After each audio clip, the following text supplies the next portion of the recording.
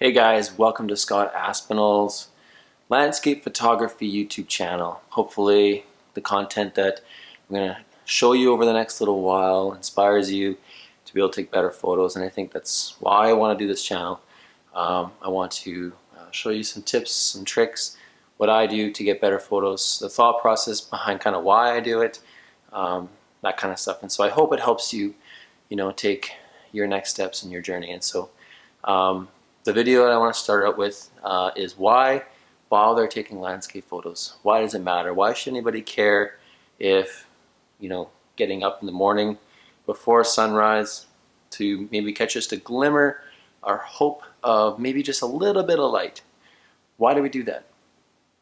Why do we get up at all hours, at like 1 in the morning and drive for 2 hours to take 8 pictures of the stars, stack them together, spend 3 hours on them in Photoshop, and then release the photo? Why? Does it matter? Who really cares? And so I think answering that question is important for yourself. Just one of two things. It helps you to understand maybe why you're doing it, maybe why you shouldn't do it. And two, it can help you take better photos. And let me explain. I think, art has the ability to connect on a human level, and I guess 3 different aspects. And so I speak about the physical, the emotional, and the spiritual state. And so the physical state, I think it's easy to, determine what makes a pretty picture, what makes a picture attractive.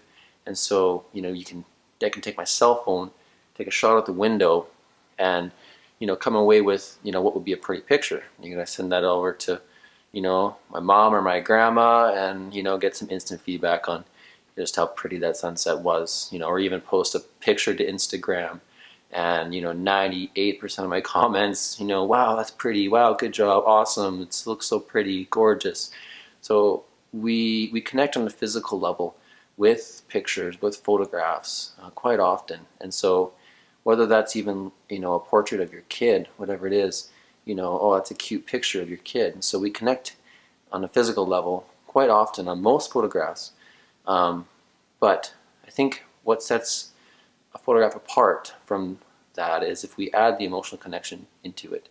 And so when I talk about emotional connection, what I'm talking about is the ability to look at a scene, at a landscape, and experience the emotion of being in that place, being present there.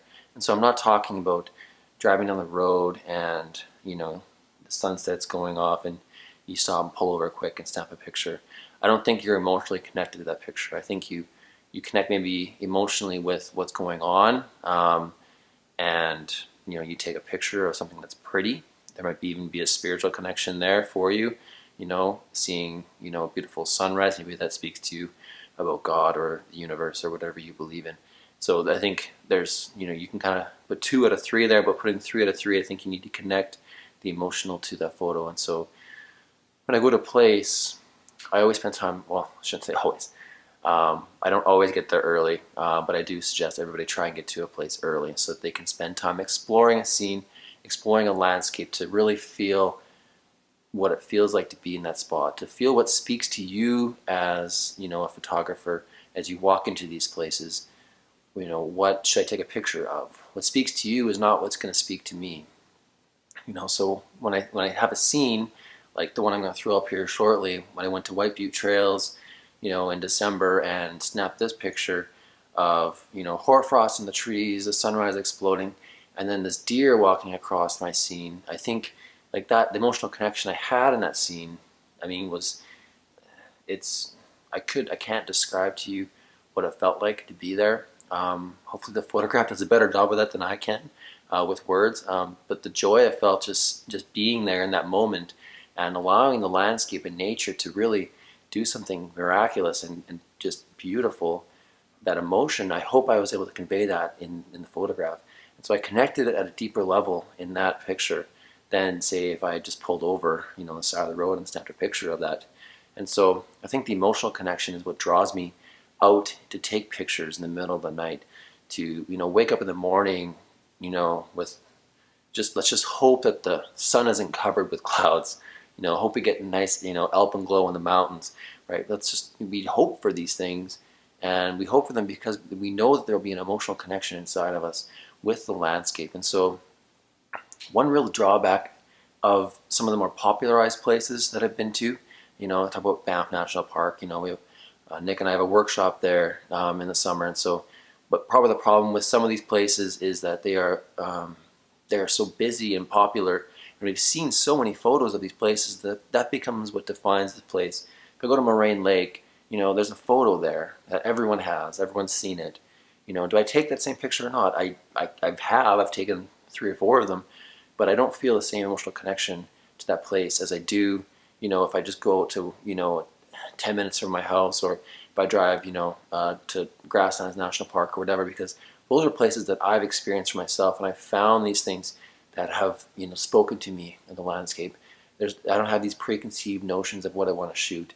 I'm going to Banff just this weekend, and I'm going to go to some of these other areas that, aren't quite as popular, and it's the winter time, so you don't see as many photos. So I'm going there with fresh eyes, and I'm hopefully can be able to see these areas and, photograph these subjects that are unique to, to me, to what speaks to me. And so hopefully that, it's kind of doesn't make a lot of sense. Hopefully it helps you a little bit kind of, think about what makes a picture a little bit different. And so the third connection that we can make is the spiritual side of it. And so I do think that, we do have that side to us. And when you look at, a mountainous scene, or, we go out in the middle of the night to these starry landscapes, and we can look and we can see that, man, like, this isn't me. I've done nothing to make this happen. When we watch the sunrise explode, we know that's not us. We snap our shutter, and that's it. That's our role. Everything else has been done outside of us. And I think, to me, that speaks to something outside of me. And that's what also drives me outside to go experience nature, to go take landscape photos, is just that connection I have with something that's bigger than me. And in my case, I believe that's God. Your case might be something different, but you look at these places and these things that happen. Throw another photo up here. The snow, driving across. That's not me. I didn't do that, right? I took a photo, and I edited it, the way I wanted it to make me feel, but none of that was me. I did the work to put this photo together, but the conditions that were there, the scene in front of me, that was outside of myself.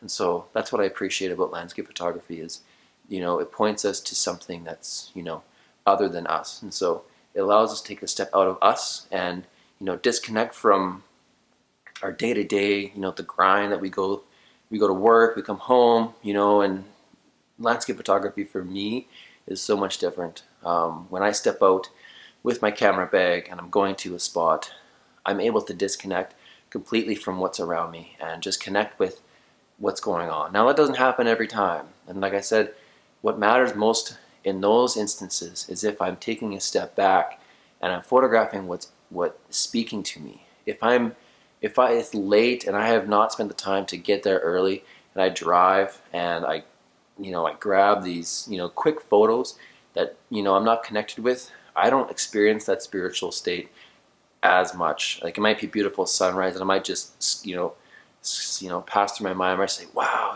that's cool. But that's it.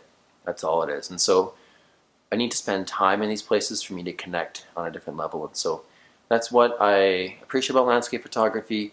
That's why I do it. I'd love to hear your comments. Drop them below, and let me know why you bother. Why do you wake up in the middle of the night to go take photos? Why do you, get up before sunrise for just a glimmer of hope that there might be some light? Why do you walk up the side of a mountain to go take a photo? So let me know why you do it.